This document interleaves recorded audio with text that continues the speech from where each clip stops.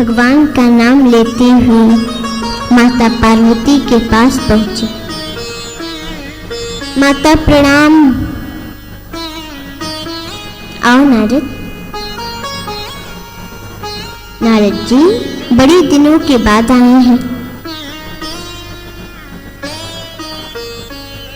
आना जाना थोड़ा कम कर दिया है आपने, क्या बात है?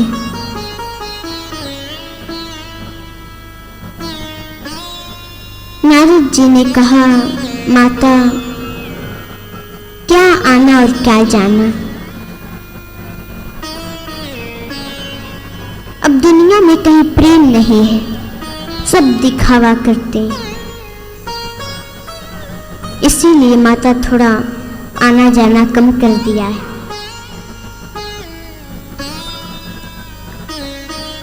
माता ने कहा, नहीं नारद जी, ऐसी तो कोई बात नहीं। भगवान भोलेनाथ तो हमसे बहुत प्रेम करते हैं,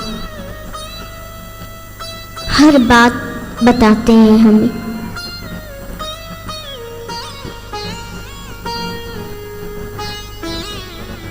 जो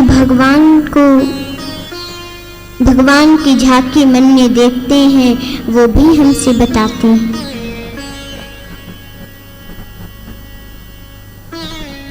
जो गुरु मंत्र किसी को नहीं बताया जाता वो मंत्र हमें वो बताते हैं। हमसे तो वो कुछ भी नहीं छिपाते, बहुत प्रेम करते हैं हमसे। नारद जी ने कहा, माता यहाँ प्रेम है तो बहुत अच्छी बात है।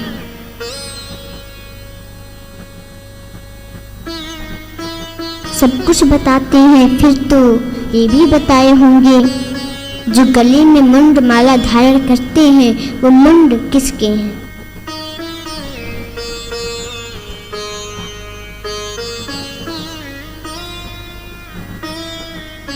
माता पार्वती बोली, नारद जी ये तो हमसे वो नहीं बताए।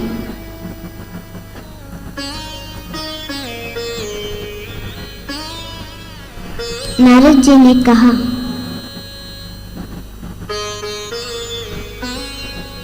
कि माता वो प्रेम क्या खाक करते हैं,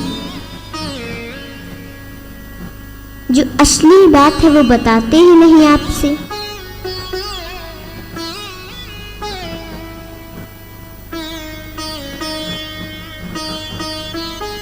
ठीक है माता, अब हम चलते हैं।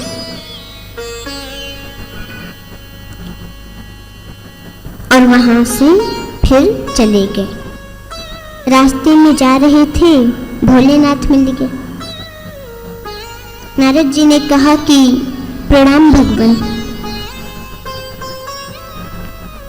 उन्होंने कहा, नारद कहां से आ रहे हो?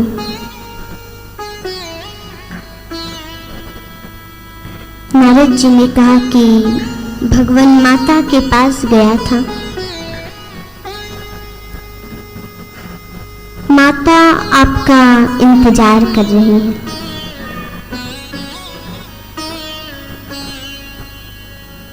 भगवान भोलेनाथ बोले, एक बात बताओ, जहां तुम चले जाओ वहां तो इंतजार ही होगा।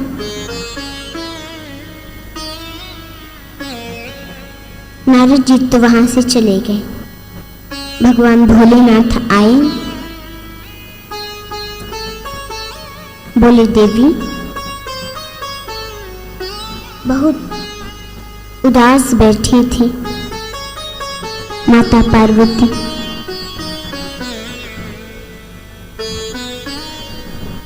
बोले, देवी आज इतना उदास क्यों हो? क्या बात है, हमसे बताओ। माता पार्वती कुछ नहीं बोली। भगवान भोलेनाथ ने कहा, अच्छा बताओ, हम कभी तुमसे कुछ छिपाते हैं। क्या हुआ है? आज इतना उदास क्यों हो?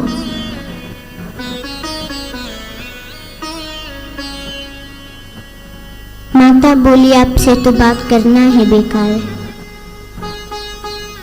भगवान भोलेनाथ ने कहा, बताओ तो बात क्या हुआ है? बोली,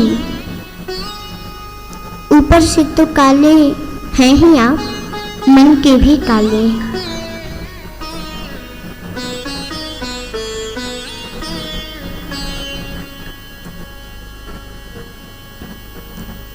तो भगवान भोलेनाथ ने कहा, देवी, मन के काले तो उसको कहते हैं जो कपटी होता है। हमने तुमसे क्या कपट किया है? हमने कभी तुमसे कुछ छिपाया? सब कुछ बताते हैं, फिर भी तुम हमें कपटी कहती हो।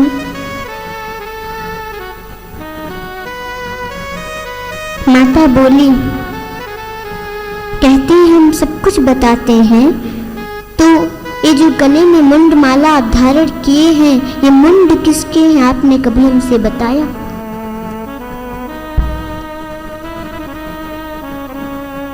भगवान भोलेनाथ के आंखों में आंसू आ गए।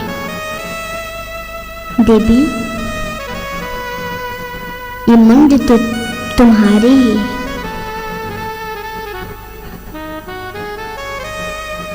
तुमने कभी हमसे पूछा नहीं, तो हम भी बताना भूल गए, पर ये मुंड तो तुम्हारे ही है। जब जब आप अपने शरीर का परित्याग करती हो देवी, आपके मुंड को हम धारण करते हैं कि आपकी स्मृति बनी रहे, याद बनी रहे।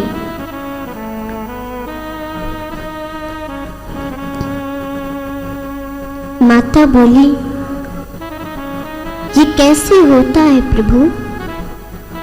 हम मर जाते हैं और आप जीवित रहते हैं।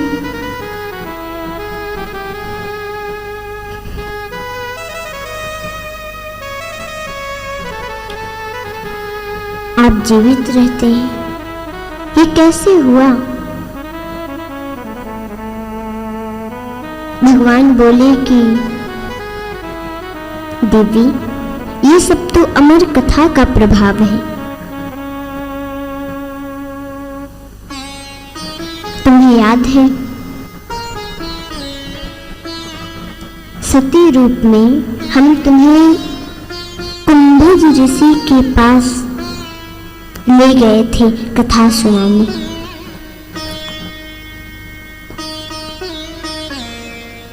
पर ऋषि की सरलता का गलत अर्थ तुमने लगाया और कथा ध्यान से नहीं सुनी,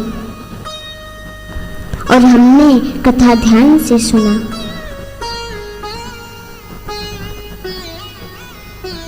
उसी का सब प्रभाव है।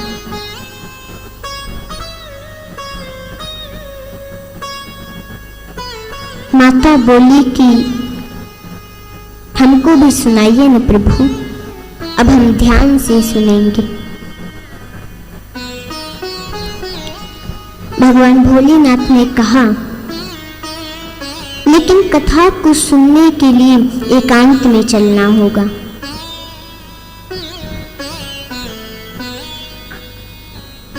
माता पार्वती बोली कि आप जहां ले चलेंगे वहां हम चलेंगे, बस आप हमको वो कथा सुनाइए।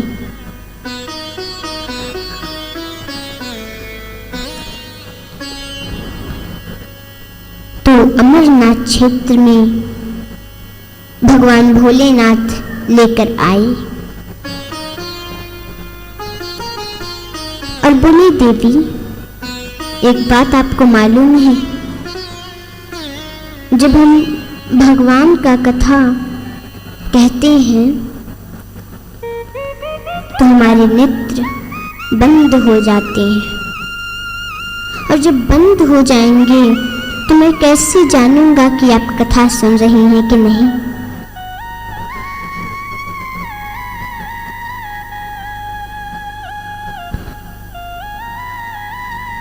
माता बोली कि हम हुंकार भरेंगे।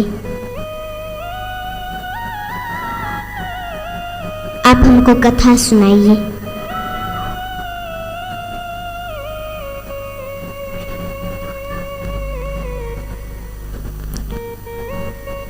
तो भगवान शंकर आंखों को बंद कर लिए और कथा सुनाने लगे और माता सुनने लगी।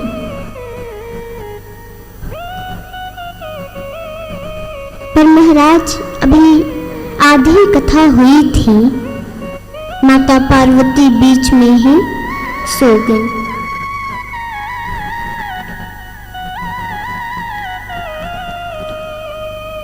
लेकिन जो अंडे के रूप में सुखदेव जी थे, वो अंडा फूट गया और उसमें से एक सुगा निकला और वही हुंकार भरने लगा और कथा सुनने लगा।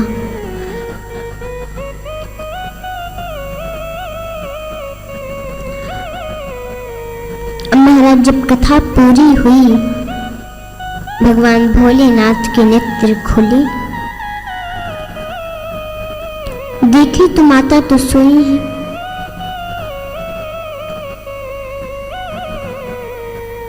बोली जब ये सो गई तो कथा कौन सुन रहा था, हुंकार कौन भर रहा था?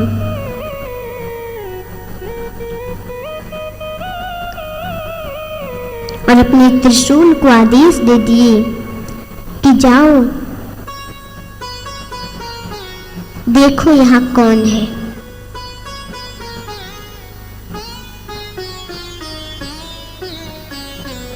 अब त्रिशूल जो सुखदेव जी थे वो भागने लगे और त्रिशूल दौड़ाने लगा।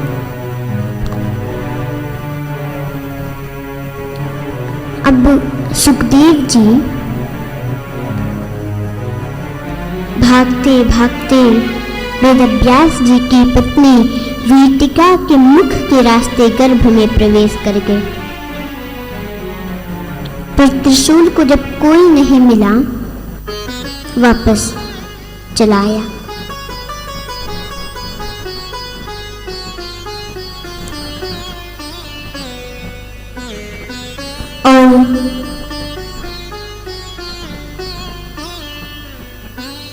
सुखदेव जी माता वीटिका के मुख के रास्ते गर्भ में चले गए।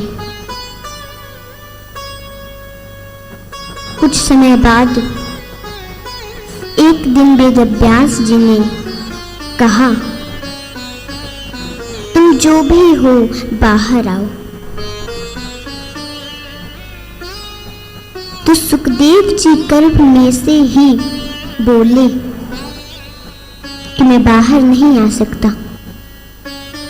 अगर मैं बाहर आऊंगा तो बाहर तो माया है, मुझे माया पकड़ लेगी।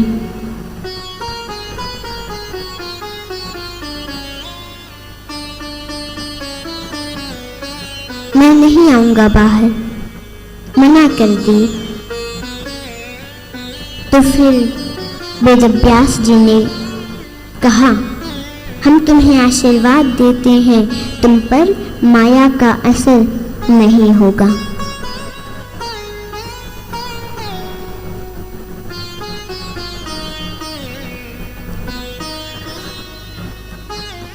तो सुखदेव जी बाहर आए और बाहर आते ही वन को जाने लगे। अब तो ये पुकारने लगे, विरह से कातर हो गए और पुकारने लगे, हे बेटा, हे बेटा, हे पुत्र, हे पुत्र, तुम कहाँ जा रहे हो? उस समय तन्मय होने के कारण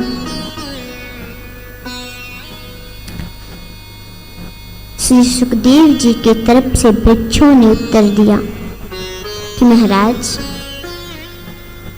आपका पुत्र बहुत ज्ञानी है।